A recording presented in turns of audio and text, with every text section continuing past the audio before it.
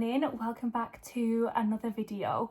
Today I thought I would talk a little bit about motivation and why it's unreliable. I do just want to apologise about the state of this hoodie. I don't know what I've done.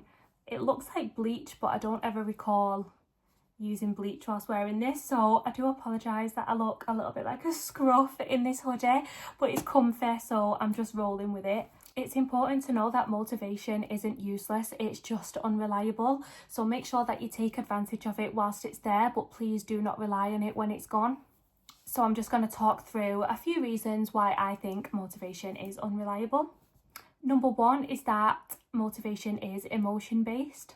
Whether you have motivation or not will depend on how you feel on a certain day, but we know that feelings and emotions can change drastically within the space of an hour, not even within a few days. You may feel really good one day, you feel energised, you're in the mood to train and you're just in an overall good mood, but the next day you could feel the absolute opposite and you could be tired. Gym could be the last place that you want to be and you're just in a bad mood. Your energy levels, moods, hormones, stress levels can all affect how motivated we feel. So it's essential that we don't rely on solely a good mood to get us to the gym, because if we did this, hardly any of us would ever go, because I know that me personally, I am not in an amazing mood 100% of the time. We all have our bad days, we all have our down days, and we all have days where we're just absolutely knackered. So definitely don't rely on feeling good to get to the gym. The next point is that motivation reacts to results. Motivation tends to be quite high when results are visible and we can see physical changes happening to our bodies. But it's really important to remember that progress does slow down. It's not always going to be linear.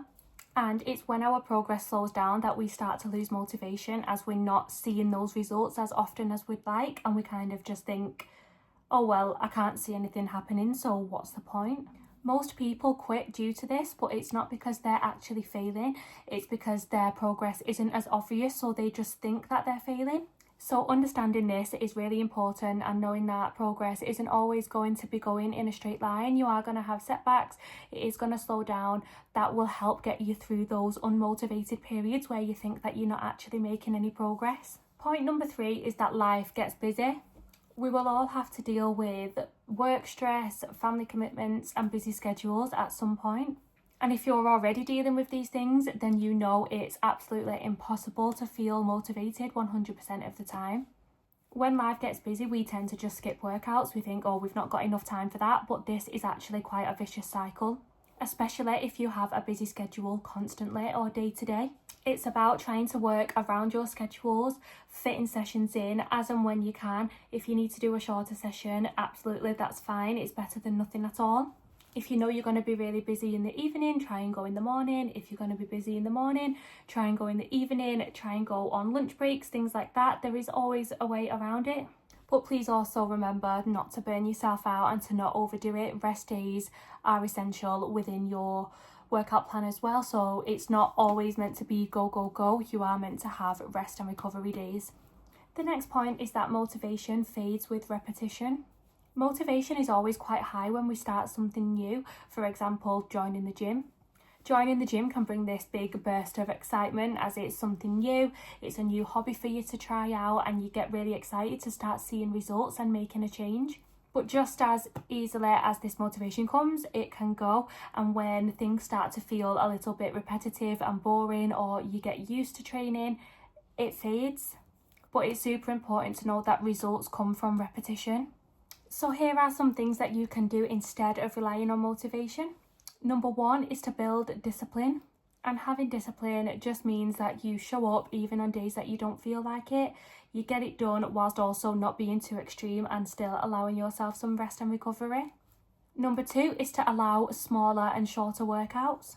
On days when you're super busy and you can't get to the gym for a 60-minute gym session, try and do a 15 to 20-minute at-home workout instead. It's better than nothing, and that is also having discipline. You're still showing up even though you're really busy and you're getting something done. Number 3 is to keep goals realistic. Setting extreme goals is only going to make you feel like you're failing constantly. Keeping goals realistic and doable will make it that much more enjoyable. Number 4 is to track progress beyond physical. Like I said before, it is normal for progress to slow down and visible changes not be as obvious. So rather than relying on physical changes, try and focus on the amount of reps that you're doing, the amount of weight that you're lifting, the improvement in your form.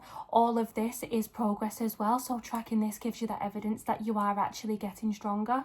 And number 5 is to be consistent, not perfect. Nobody can be perfect 100% of the time, so showing up consistently long term is much better than trying to show up perfectly only for a short period of time.